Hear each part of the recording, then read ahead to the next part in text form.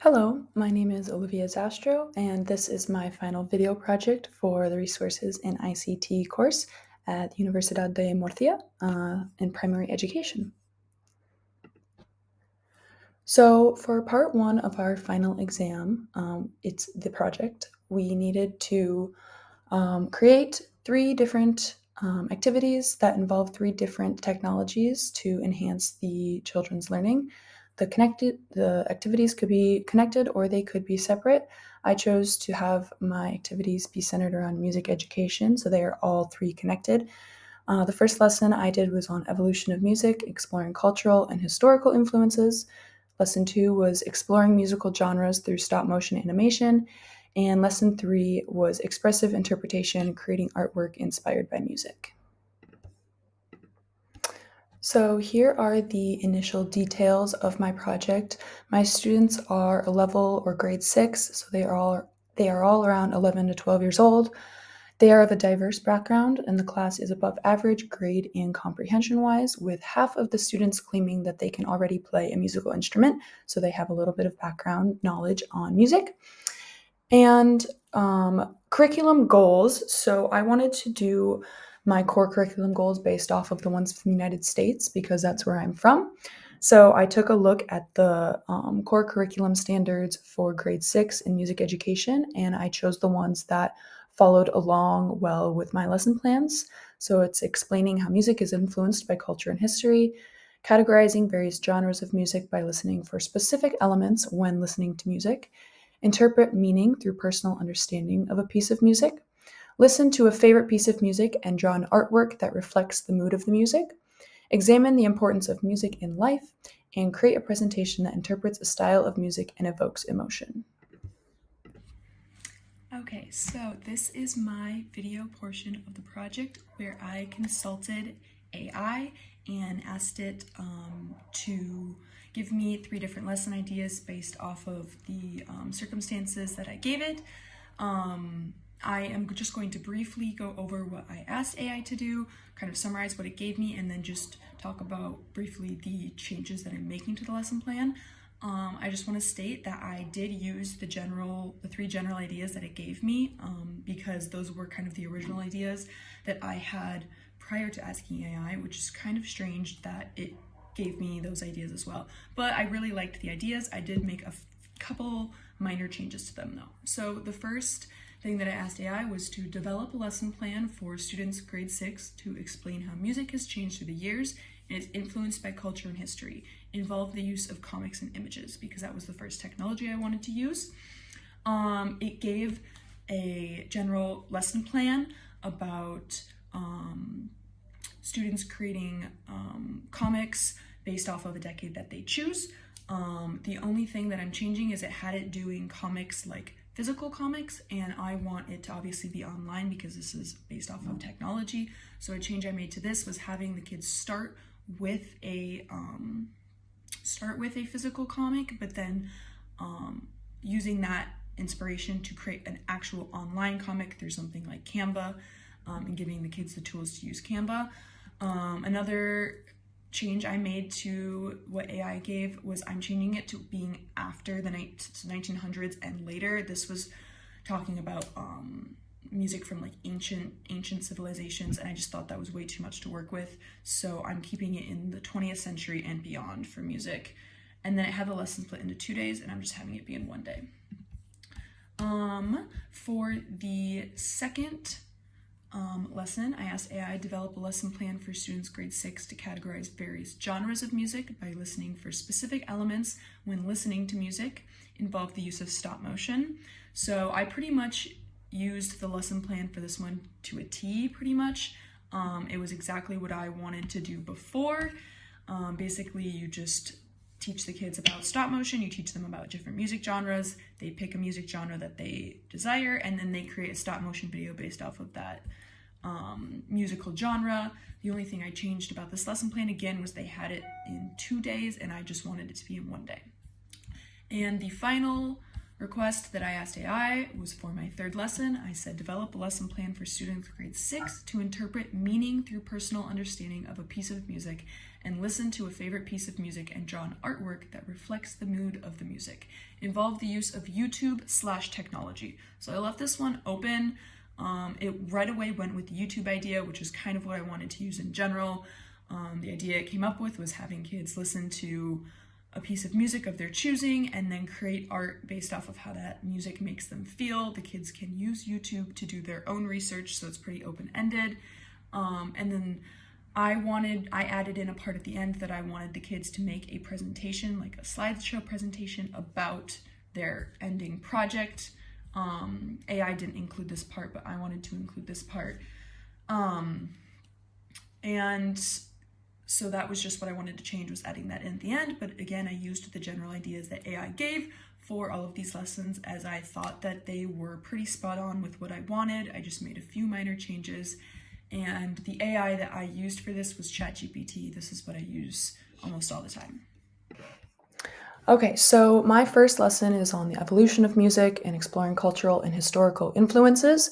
So this lesson is exploring music through time. How I'm just going to run through the basic setup of the lesson and how I'm going to go about the activity with the kids. So it's going to start with a brief introduction and presentation from me, starting in the early 1900s and going all the way through modern day music. I'm going to go through each decade, talk about the different bands that were popular in the time, how things like technology, different social movements, basically just history and culture in general influences music very heavily. We're going to cover all of the different decades, and then it's going to get to the creation portion of the lesson. So students will get into groups of, I think I want to have them in groups of 4 to 5. So they will get into their groups, and they're just going to start by, each group will pick a decade that they want to focus on, and then they're going to draw up ideas, write down words, anything that they remember about their decade that they got assigned to, whether it's drawing little images or creating a timeline. If they want to start creating a timeline, I just want them to get thinking about it, and then they're going to have the access to the computers. Each group will get an iPad or a Chromebook of some sort, and they get to create a comic strip of the decade that they chose. So how does the technology enhance their learning here? Well, when the students are able to utilize online resources to create things like comics, it really does expand their digital competence, even though they are so young. They're learning just basic computer skills, learning how they can create art online too, which is a really cool thing. And I'm giving them some independence, some autonomy to get a computer at a young age and be able to create. And so they are going to create their own comic strip. Here was just an example that I created that I'm going to show the kids. I just did mine on the 1970s. So you can see here, this is just a very basic comic, something easy for the kids to follow. I totally am okay if their comics are mostly images, because they are young. They are only in their 6th year of school, but I just wanted to give them an example of something like this.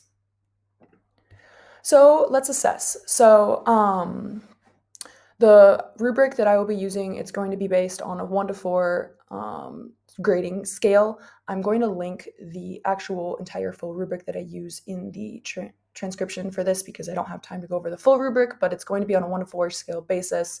It's going to be mostly grading formatively, as this is mostly focusing on creativity in the end, but just making sure that they're working together as a group. So I'm assessing the app Canva, because that's the main app that the kids are going to be using. According to the e-rubric for the privacy and like data protection portion of it, you can see I used a bar graph here. So the sign up, sign in process of Canva is not spectacular. The kids do unfortunately need to create accounts. They'll just be able to use like their school accounts and school emails, but it's not the easiest process for a child to do something like that. So there was some concerns there. The data privacy and ownership portion of Canva has some minor concerns, as you are able to share things privately, but there was some concerns just with like what kind of data is public or not. It's not super well stated on there. But however, archiving, saving, and exporting data on Canva works extremely well. You're able to save things privately or post them publicly. You can export in all different types of formats, and it's pretty easy to use there. So the last portion of this is just to analyze how ACAD came into play here. So I'm just going to briefly talk about the three different design portions of it. So the set design of this activity is the set design is going to be based in a classroom, obviously. The kids are going to be put in groups so they'll have space. They'll be working on their desks and they'll have paper and some art supplies to start with the sketch portions, and then they're going to be given for their tools a laptop computer, something of that sort. Epistemic design, so the tasks are obviously stated as before, but they're set up just for the kids to learn some basic computer skills, work collaboratively, and creatively try to create a comic strip. The social design is in groups, as I believe this will bring out the most creativity from them. Okay, so this is my second lesson of exploring musical genres through stop motion animation. So the steps that the students are going to follow for this lesson, it's going to begin with a brief introduction and presentation from me on different musical genres and how different sounds from different types of instruments form the vibe of that type of music genre. We'll talk about everything from country to jazz to rock, hip hop, classical.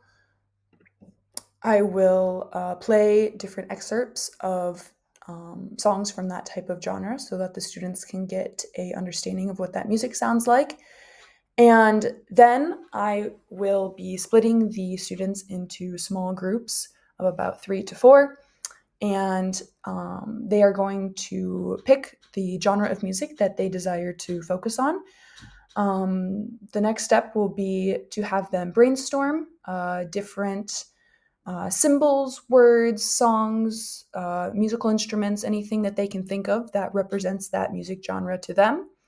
And then I will give the students art supplies, drawing supplies, paper, for them to create images, write down symbols, basically everything they brainstorm, they're going to be able to use and create. And then with their iPads that they have in groups, they're going to use the Stop Motion Studio app to create a stop motion video of their musical genre. So how does stop motion enhance their learning? Using stop motion is a great way for students to use their creative skills and also their technological and photography skills. The app requires some focus, some digital comprehension, and some editing skills. So these are all going to be probably pretty new for these students, but it's a great way for the kids to still have fun, but also to be exploring technology a little bit deeper. So next up, I'm just going to show an example of a stop motion that I created for country music for the students to follow.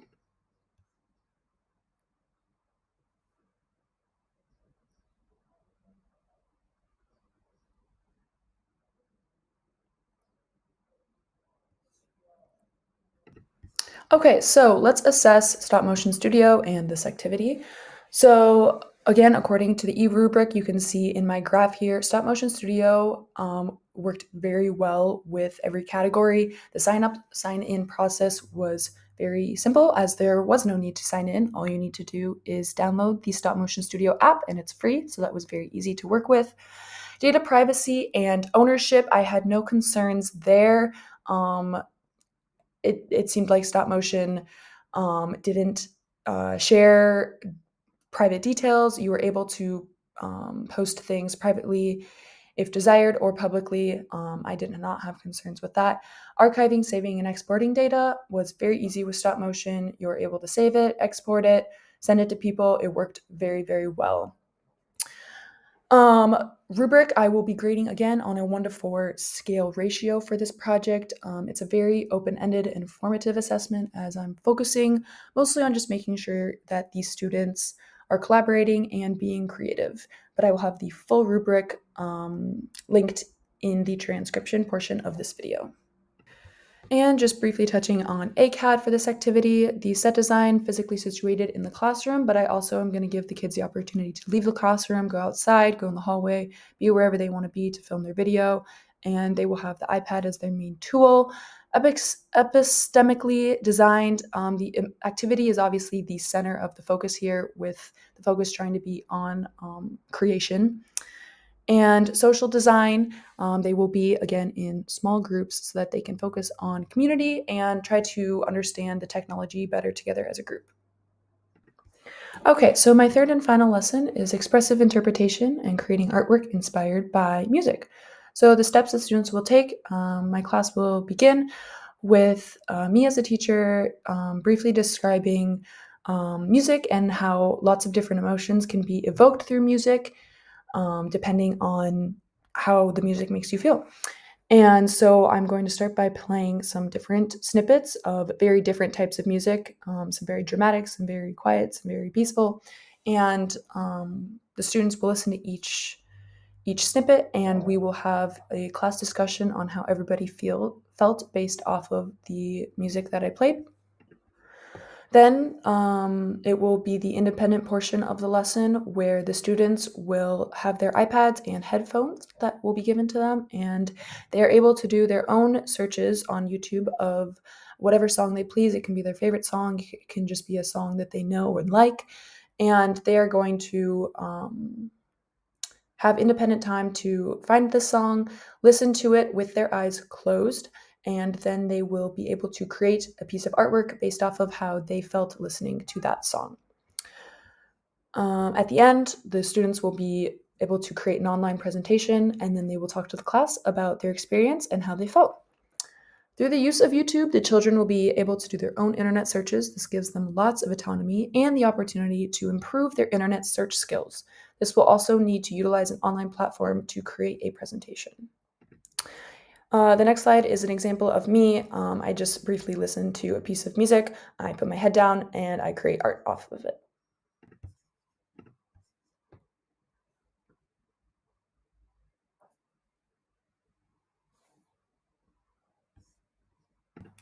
Okay, so let's assess YouTube. So according to the online e-rubric for data and privacy, YouTube ranked very well in all three categories. It is not required for the students to sign up or sign in order to watch videos, so that was very easy for the students.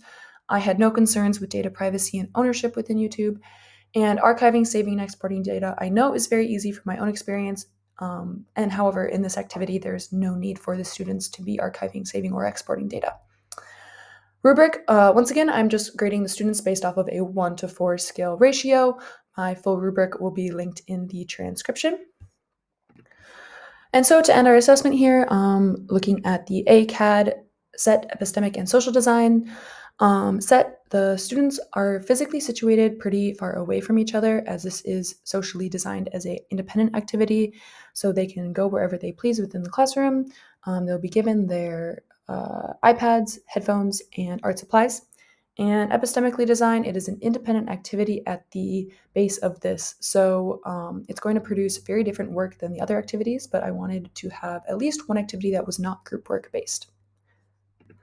Okay, so part 2 of this project is my reflective answers, so I'm just going to dive right into it. So I answered question 2, what are the 2 theoretical concepts that I will remember most? First, I said the DigComp EDU.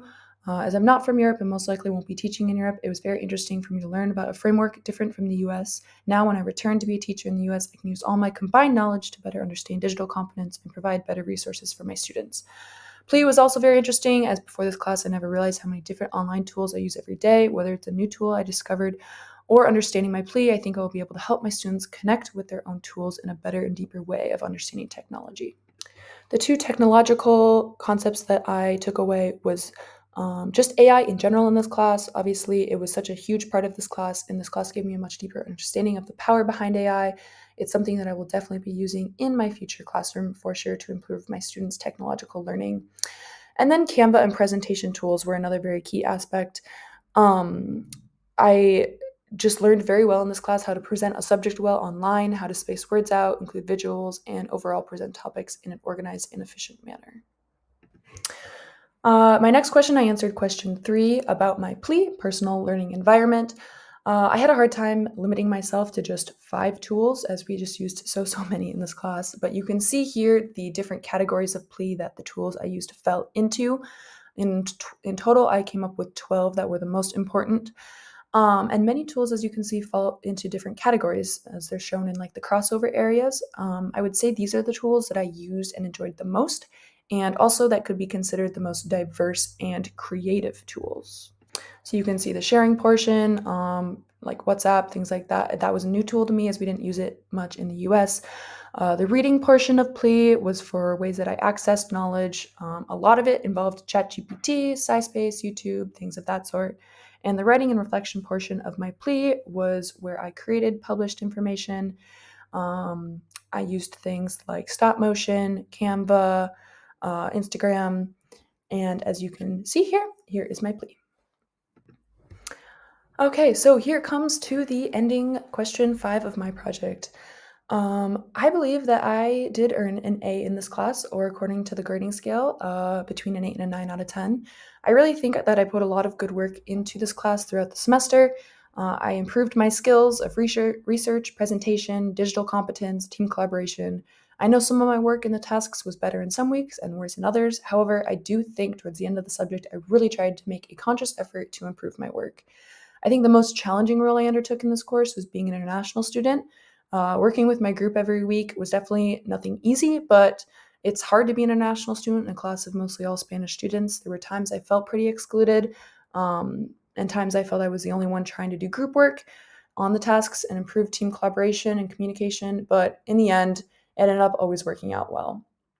Throughout my process of completing this exam and this course in general, I've used AI in ways that I never knew I could. It's been super helpful to me in generating new lesson ideas, different formats, structures, etc., and creating engaging content for kids, which in the end is what our goal is. I've used AI in this exam to give me some ideas for my lesson plans on incorporating digital tools into my lessons. As helpful though as AI can be, in the end, I want to create most of my content through my own research and ideas. Humans are smart, creative, and we just need to be more open to that idea of ourselves.